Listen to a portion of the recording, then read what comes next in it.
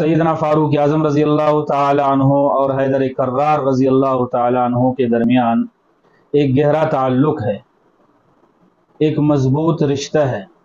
اس تعلق اور رشتہ کو دنیا کی کوئی بھی طاقت ختم نہیں کر سکتی ہے، اس لیے کہ حضرت علی رضی اللہ تعالی عنہ کی ایک بیٹی سیدہ ام کلثوم جو سیدہ فاطمہ الزہرا رضی اللہ تعالی عنہا کے بطن سے تھی، امیر المومنین سیدنا فاروق اعظم رضی اللہ تعالی عنہ نے سن 17 ہجری میں اس سے نکاح کیا ہے۔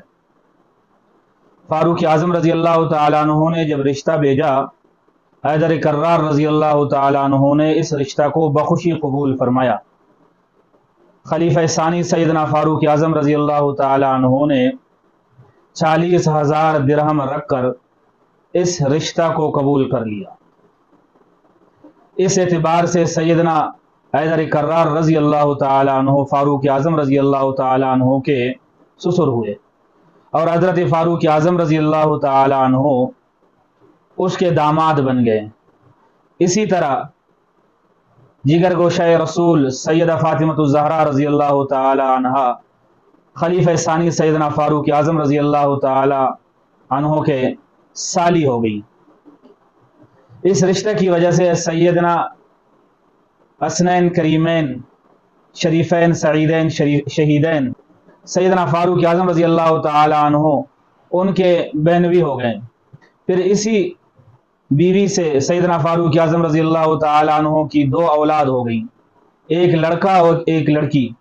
لڑکے کا نام سیدنا فاروق اعظم رضی اللہ تعالی عنہ نے زید رکھا اور لڑکی کا نام رقیہ رکھا۔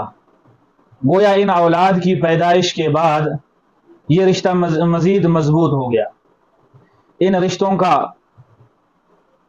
نانا اور نانی سیدنا علی رضی اللہ تعالی عنہ اور جگر گوشہ رسول سیدہ فاطمہ الزہرا رضی اللہ تعالی عنہ ہو گئے۔